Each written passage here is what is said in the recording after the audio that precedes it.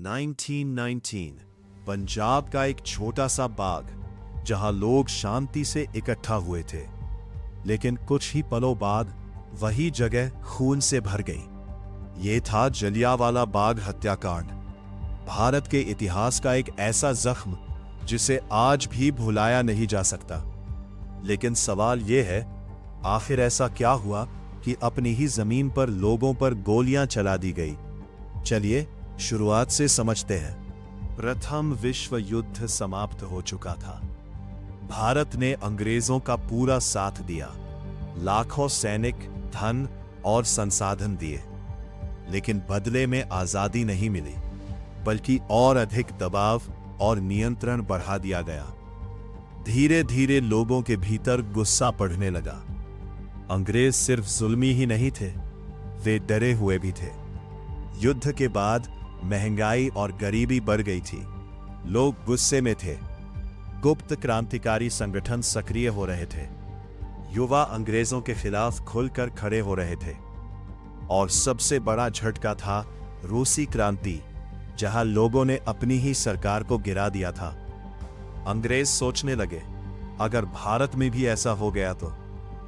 गुप्तचरों की रिपोर्टें भी बता रही थीं कि लोग गुप्त रूप से योजनाएं बना रहे हैं। अब उनका डर धीरे धीरे सच होता नजर आने लगा था। इसकी शुरुआत होती है बंगाल से, जहां अनुशीलन समिति और जुगंतर जैसे क्रांतिकारी संगठन बहुत मजबूत हो चुके थे। ये वो समय था जब विरोध सिर्फ भाषणों तक सीमित नहीं रहा था। अब क्रांति ने एक नया रूप ले लिया था। इन संगठनों के युवा गुप्त रूप से काम करते थे। छुपकर बैठकें होती थीं, योजनाएं बनाई जाती थीं, और फिर अचानक अंग्रेज अधिकारियों पर हमले कर दिए जाते थे। धीरे धीरे उन्हें विस्फोटक बनाने की तकनीक का भी ज्ञान हो गया था, जिससे उनका संघर्ष और भी खतरनाक और प्रभावशाली बन गया। बंगाल अब सिर्फ एक प्रदेश नहीं रहा था, वो अंग्रेजों के खिलाफ उभरती हुई क्रांति का केंद्र बन चुका था। ये वही चिंगारी थी जो आगे चलकर पूरे देश में आग बनकर फैलने वाली थी। और वहीं एक तरफ एनी बेसेंट और बाल गंगाधर तिलक के नेतृत्व में स्वराज यानी अपने शासन की मांग तेज होती जा रही थी। अब यह आवाज कुछ लोगों तक सीमित नहीं रही थी, बल्कि पूरे देश में गूंजने लगी थी। लोग पहले से ज्यादा जागरूक हो चुके थे। वे अपने अधिकारों को समझने लगे थे और अब चुप बैठने के बजाय सड़कों पर उतरने लगे थे। हर जगह एक ही नारा सुनाई देता था, स्वराज हमारा अधिकार है। यह एक ऐसी लहर थी जो धीरे धीरे पूरे देश को अपने साथ बहा ले जा रही थी। और साथ ही उस समय लोकल अखबारों यानी वर्नैक्युलर प्रेस में अंग्रेजों की नीतियों और उनके अत्याचारों की सच्चाई खुलकर लिखी जा रही थी। ये अखबार अब सिर्फ खबरें नहीं दे रहे थे, बल्कि जनता की आवाज बन चुके थे। हर लेख, हर हेडलाइन अंग्रेजी हुकूमत के खिलाफ उठती हुई एक नई आवाज थी। लेकिन यही बात सरकार को खटकने लगी थी। उन्हें डर था कि अगर ये आवाज ऐसे ही फैलती रही तो उनका राज ज्यादा दिन तक नहीं टिक पाएगा। इसीलिए सरकार चाहती थी कि ऐसे सख्त कानून बनाए जाएं जो न सिर्फ लोगों को बल्कि उनकी आवाज उठाने वाले इन अखबारों को भी पूरी तरह चुप करा सके। और हुआ भी बिल्कुल वैसा ही। 19 मार्च 1919 को ब्रिटिश सरकार ने रॉलैट एक्ट लागू कर दिया। इस कानून के अनुसार अंग्रेजों को यह अधिकार मिल गया था कि वे किसी भी व्यक्ति को बिना मुकदमा चलाए ही गिरफ्तार कर सकते थे। ना कोई सुनवाई, ना कोई सफाई, किसी को भी सिर्फ शक के आधार पर जेल में डाला जा सकता था और महीनों तक बंद रखा जा सकता था। ये कानून सीधे सीधे लोगों की आजादी पर हमला था और उनकी आवाज को दबाने की एक साजिश। अखबारों पर सेंसरशिप और भी सख्त कर दी गई ताकि कोई भी सच्चाई बाहर ना आ सके। पूरे देश में गुस्से की लहर दौड़ गई। लोगों को एहसास हो गया था कि अब यह लड़ाई सिर्फ अधिकारों की नहीं बल्कि अपनी आजादी और सम्मान की है। यही वह पल था जब विरोध ने एक नई दिशा लेनी शुरू कर दी। गांधी जी ने इस काले कानून के खिलाफ हुंकार भरी और यही से भारतीय स्वतंत्रता संग्राम का एक नया अध्याय शुरू हुआ। गांधी जी ने इसे अन्यायपूर्ण और शैतानी कानून करार दिया। उन्होंने महसूस किया कि अब प्रार्थनाओं का नहीं बल्कि सत्याग्रह का समय है। 6 अप्रैल 1919 को गांधी जी ने पूरे देश में हड़ताल का आह्वान किया। अंग्रेजों ने सोचा था कि वे डर पैदा करेंगे, लेकिन हुआ इसके उलट। इस कानून ने बिखरे हुए भारत को एक सूत्र में पिरो दिया। दिल्ली, मुंबई और खास तौर पर पंजाब में विरोध की आग सबसे तीव्र थी। ब्रिटिश सरकार बौखला गई। अमृतसर में स्थिति तनावपूर्ण हो गई थी।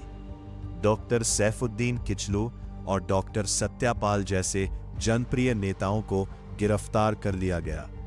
जनता का गुस्सा 7वें आसमान पर था। अंग्रेजों को लगा इन भारतीयों को सबक सिखाना होगा।